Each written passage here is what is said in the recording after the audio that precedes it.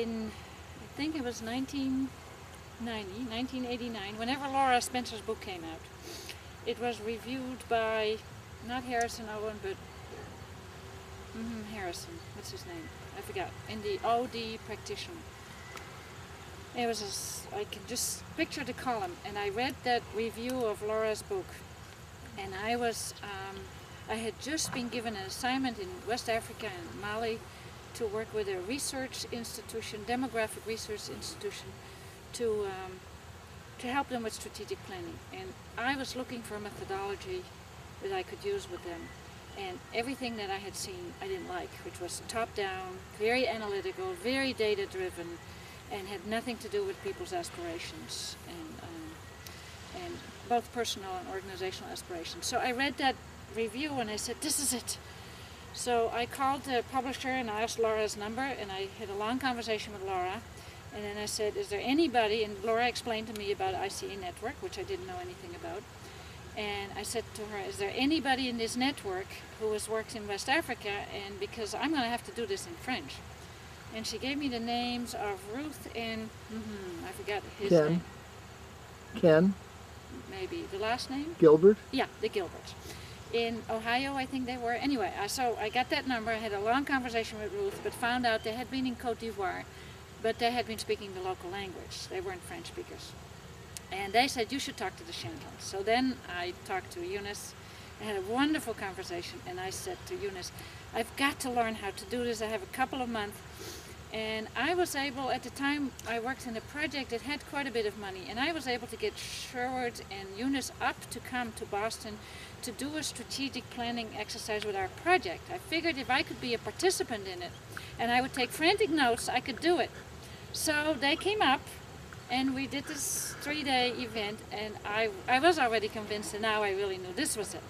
So I still have my notes of that. And then at the end of that, I said to them, I'm not quite confident to do this yet on my own. And I realized I missed the building blocks of the basic, the art form that I was missing. So we cooked up another scheme, all of this before my trip, that I would go to Washington with some colleagues, and we had some colleagues in Washington, and they would give us a private workshop number 1 on the basic art form. So we had basically a private 6-person workshop. And so then I went off to Africa with a colleague of mine who's very analytical and also sort of used to the top-down. And I said to her, we're going to do this. And she said, you know, she didn't quite trust it. And I said, I just know this is the right thing to do. So we engaged in this part 1 of strategic planning, and it was the visioning workshop. And I worked with about 25, I think there were 23 men and 2 women.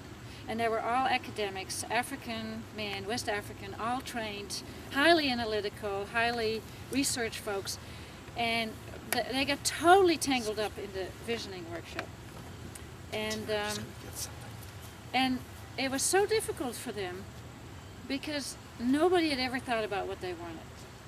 And the idea, which I think in general is very hard for Africans, the idea that what you want is relevant.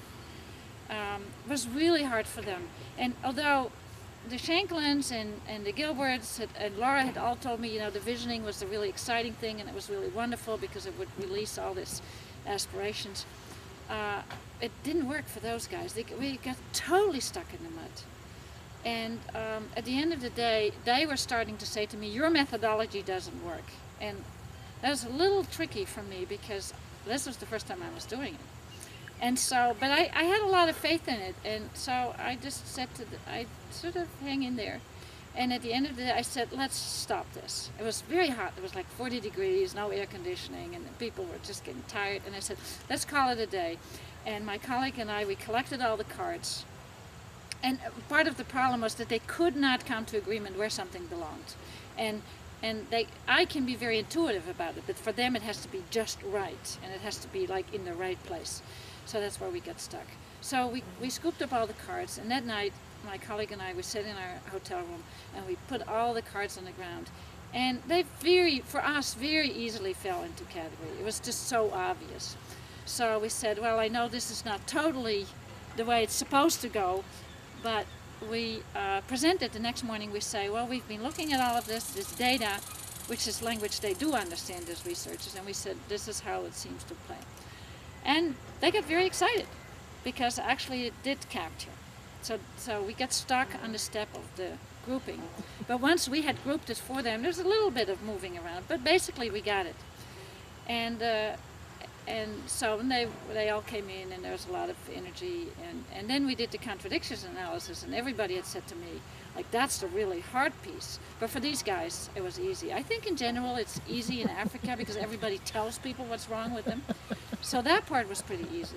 And so then it just fell into place, and we came back about every 6 months for a few years, and really bonded with the people, and these are still, the research institute actually, it was too successful, and anything that's very successful in Africa tends to get disbanded very quickly because of jealousies. And some people had said to me that we're like crabs in West Africa. We're like crabs. Any crab that's trying to crawl out of the bowl, the others pull it back, and that's sort of what happened.